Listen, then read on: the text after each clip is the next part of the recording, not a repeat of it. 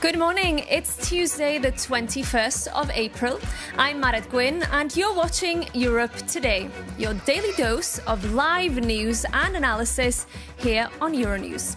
Coming up today, EU foreign ministers gather in Luxembourg with the two conflict hotspots in Ukraine and Iran high on the agenda. Ukraine's Foreign Minister Andriy Sybiha will dial into the meeting, as will the Prime Minister of Lebanon, Nawaf Salam. We'll bring you the latest from our correspondent on the ground. Also, with the ceasefire in the war on Iran hanging in the balance and the next phase of peace talks uncertain, the Middle East is again on a knife edge. We bring you an exclusive interview with the UK ambassador to the United Arab Emirates. And Norway's Foreign Minister Espen Barth Eide has told Europe Today that, quote, the road to a Palestine state will be under UN principles, after a conference in Brussels seen as a response to Donald Trump's controversial Gaza peace board.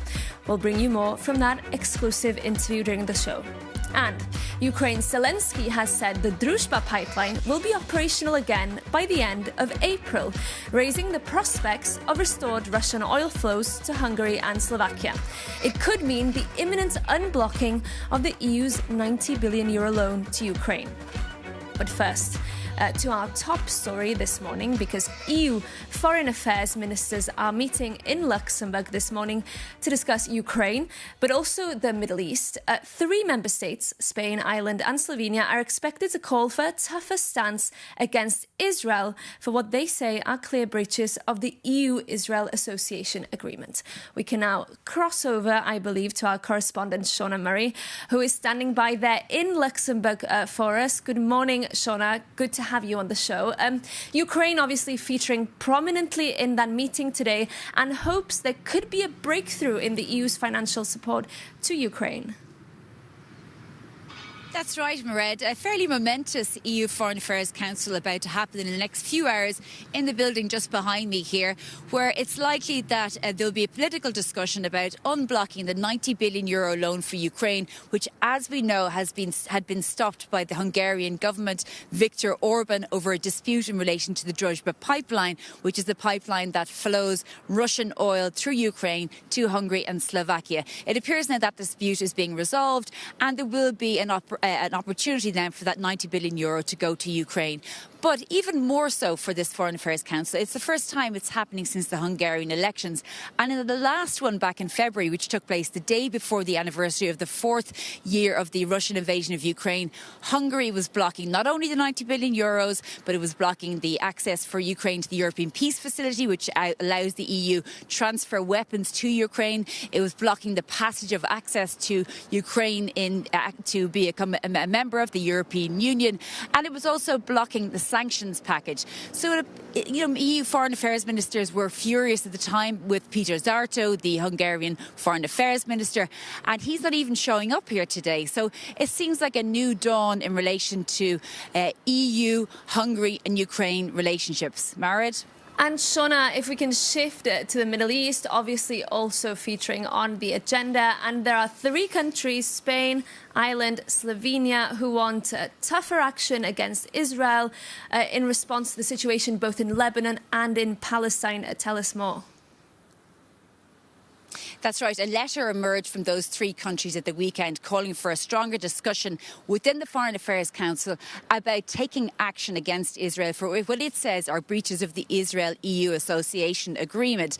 Now, it's likely that discussion will take place because what they're saying is even more has happened even the last year in relation to maybe Israel's assault in Lebanon, the war there, but also the EU has been very concerned about a law passed in the Knesset in Israel which allows for the execution of Palestinians convicted of murder but not Israelis, and that law has passed, although could come before the Supreme Court. But first of all, just take a listen to the EU Foreign Policy Chief Kaja Kallas speaking about the situation in Palestine yesterday. We can and must do more to ensure respect for human rights and accountability, to protect the Palestinian people, and to put the two-state solution solidly on the table again. And this is the only way that both the Palestinians and Israelis can live in safety, dignity, and peace. EU Foreign Affairs Policy Chief Kaja Kallas speaking about the situation in Palestine, saying the EU needs to do more. But I've spoken to several diplomats from many countries over the past few days in relation to this, and it doesn't look like the EU will change its policy. First of all, to suspend even a part of the EU-Israel Association Agreement, you need a qualified majority, and that doesn't exist because even though Germany, the German Chancellor Friedrich Merz, has had a robust and intense conversation with Benjamin Netanyahu of Israel about the situation in the West Bank, Palestine, Lebanon and so on, it looks like Germany won't be changing its stance and won't be taking action. So therefore the numbers aren't there for even partial suspension, let alone a full suspension of this agreement. Marit? OK, Shona, thank you so much for that. And I know you'll be speaking to Luxembourg's Foreign Minister and Deputy Prime Minister Xavier Bettel. Later this morning, we'll bring you that interview from Shona on tomorrow's show. But now, the Norwegian Foreign Minister Espen Barth Eide was in town in Brussels yesterday to co-chair a meeting on promoting a two-state solution for Palestine. He spoke to our Europe editor Maria Tadeo shortly after that meeting. Maria started by asking him about the situation in the Middle East and whether he feared a return to hostilities between the US, Israel and Iran is the most likely scenario as the expiration of the ceasefire nears. Well, these are different questions. If you look at Iran, I would say the difficult part is that the sides are far apart. I mean, first their demands are far apart, although they have been working on them. I think there's been some progress, but also because one party or the other party is asking the other party to do some of the things in the ceasefire before they go to the meeting. So my advice will be go to the meeting, talk to each other. On the good side, I think there is a motive in both countries, both in the US and Iran. The war was highly unpopular in the US and created a lot of havoc in the world economy. And I also think that Iran, who has been severely battered through the attacks, would like to avoid the continuation of war. So there is a motive, and let's all try to work to help them to go in the peaceful direction. This is not only an issue for the two sides, but it affects the whole world economy. And what role for the Europeans? Because President Trump has expressed his frustration at the Europeans and NATO too, saying they have not done anything. This is a paper tiger. Without the U.S., they are not capable. What's your response? Well, I believe very much in NATO. I believe NATO is good for all its members, including the United States. There are so many other things NATO does, and by standing together, we are defending the transatlantic area. But NATO is a defensive alliance. It's not an attack alliance. It's, there have been occasions where we have joined forces in entering into faraway battles, but that has then been well prepared beforehand. One has made the argument, and invited the allies, and collective decisions has been made. None of that was tried before the Iran war, so there was very limited appetite to be part of the war. However, many NATO countries, including my own Norway, is now dedicated to work on making sure that the Hormuz Strait is open and remains open, not as NATO, but as in the context of a broad coalition of interested parties who are third parties to the conflict, who are not fighting with either side, but who have a shared interest in protecting the principle of freedom of navigation at sea. So NATO countries are doing something, but it's not as party to a conflict. But just finally, just so we understand, the reconstruction and the construction of a two-state solution, is that going to be handled by the Board of Peace with many legal questions around the role that President Trump plays, or is this an international UN-backed path? So the road to a one unified Palestinian state will be under the principles established by the UN over many years, and there are many countries that are strongly dedicated. Remember that almost 160 countries have now recognized Palestine as a state. That is way more than 3/4 of the membership of the UN. So this is clearly the world's view on this. There has to be a Palestinian state. It still takes time, but we need to ensure that that happens in such a way that we have one unified Palestine under a solid democratic governance, able to live in peace with its neighbor Israel. And it's not around the corner. The Israelis have said that not has been achieved, however. They say there's still terrorism operating and they have to live in security. Are you taking in their feedback?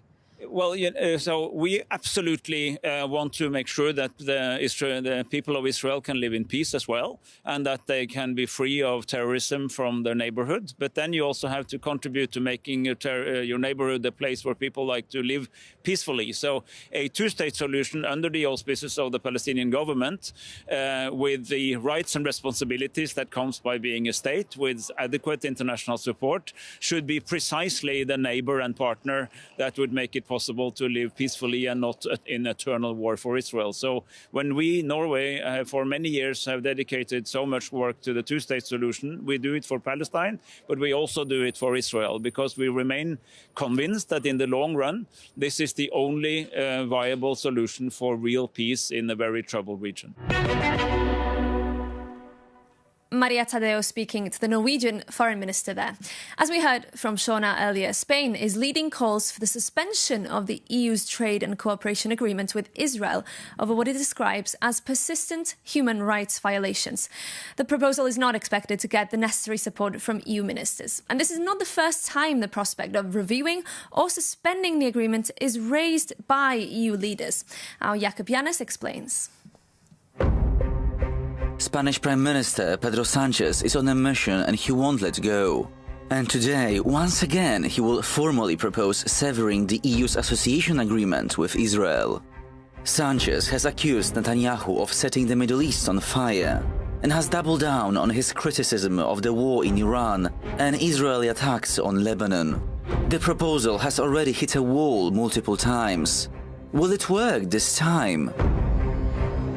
Established in 2000, the EU-Israel Association Agreement is the bedrock of the economic and political relationship. And for months, Spain, Ireland and Slovenia have demanded an urgent review.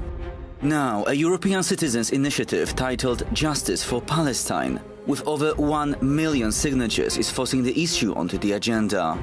Crucially, a possible suspension would not mean a full trade ban.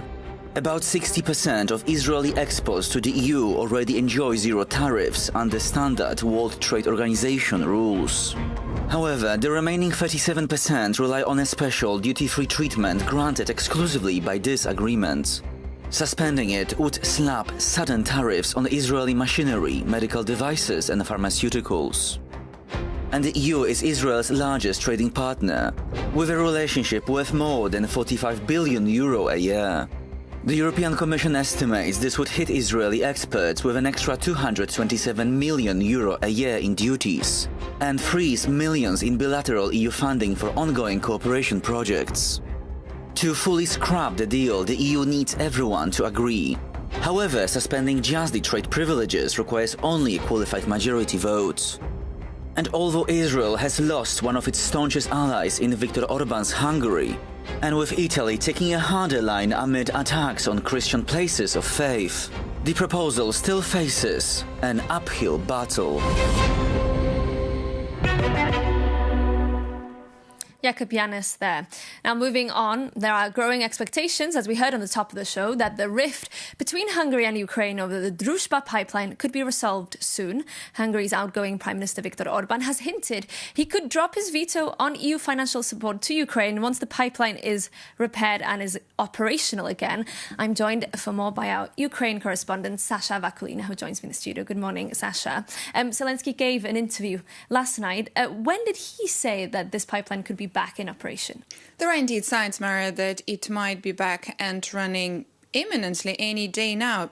Let's take a look at the timeline of what's been happening with Druzhba pipeline, which is indeed transporting Russia's cheap oil to Hungary and Slovakia. Now, It was damaged in the Russian drone attack at the end of January. And then on the 5th of March, Volodymyr Zelensky said it would take from 6 to 8 weeks for Ukraine to repair Druzhba. Now it's been 7 weeks since that statement. So there we go. This is the timeline. And indeed, the expectations are that it might be up and running any time now. Hungary's Prime Minister-elect Peter Magyar said he hopes to have it back as soon as possible. What I can say to the Ukrainian president, although we have not spoken, is that this is not a game. If the Druzhba pipeline is in condition to carry oil, then it should be reopened as promised. And this is where it is this rare moment when Budapest and Kyiv are actually aligned, because this is exactly what Volodymyr Zelensky said indeed in that big interview you've mentioned to the Ukrainian television, when he said, for our part, we will fulfill what we promised by the end of April. The Hungarians, I think, will fulfill what they promised. They will unblock 90 billion. And the EU will fulfill what they promised, an agreement with the Hungarians, with the new government and with the others. And in that interview, Sasha, Zelensky also outlining what he expects of the European Union now. Indeed, there are a few other decisions that Kyiv is expecting to get unblocked. Now, first of all, of course, this is the new package of sanctions against Russia, also blocked by Hungary, but also there is EU accession process for Kyiv. And this is something that's been vetoed consistently by Hungary, by Budapest, even before Druzhba pipeline got damaged in the drone attack in the end of January. Ukraine is expecting to have some clusters opened. This is the big veto of Hungary. And in mid-March, Ukraine and the European Union said that they are going technical process of unblocking those clusters and opening to make sure that Kyiv is doing all the homework to be ready for when the moment comes. And the big expectation for Kyiv is now that the moment has come indeed for that. Okay, Sasha, I'm sure we'll be hearing more about that in the coming weeks. Thank you for that. We're moving on to the Middle East again now, with the ceasefire in the US and Israel's war against Iran due to expire tomorrow. President Donald Trump has said overnight it's highly unlikely he'll extend the truce unless a deal with Iran is reached before then. For more, we can cross over now to Dubai and to our correspondent there, Jane Witherspoon. Good to have you back, Jane. There were expectations of a second round of peace talks yesterday, also today. Where do we stand right now? Good morning. Well, there are lots of conflicting information going around everywhere at the moment as to whether those talks will take place in Islamabad. It's a waiting game for now. Obviously, the Iranians are keeping everyone hanging on till the last moment with no clear direction as to what they're going to do. And we are, of course, less than 48 hours until that ceasefire deadline ends. President Donald Trump has vowed to maintain the blockade. He's also threatened to start bombing if an agreement is not made by Wednesday evening. Meanwhile, the Iranians have said that they're not prepared to enter into any negotiations under the shadow of threats. And Jane, I know you spoke to the UK ambassador to the UAE about the situation in the Middle East yesterday. What did he have to say? Well, I think this goes further than the British Embassy. I think everybody is in agreement that this needs to de-escalate. Everyone is in agreement that also we need to make sure that there's no further regional conflict and also global disruption. As you mentioned, the UK, the British Ambassador to the UAE is Ed Hobart. I sat down with him for an exclusive interview with Euronews. He told me about the UK's stance on the war. He did also emphasise that there still is a risk for escalation, unfortunately, here in the Middle East.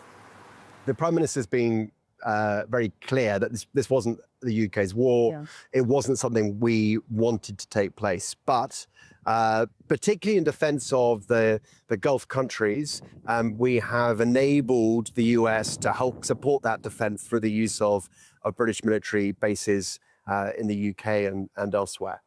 In terms of the Straits of Hormuz, what we want is the law of the sea to be followed, and for these international thoroughfares, which are critical to the global economy, not just to the economy here, not just to the economy in Europe, but actually in particular the economy in the Far East, to be open and flowing. So we don't want blockades. We don't want Iran or others causing danger to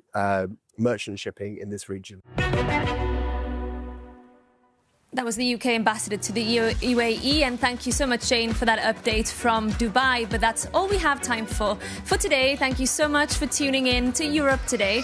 We'll be back with more news and more analysis at the same time, same place tomorrow morning. We hope to see you then, and we'll see you very soon here on Euronews.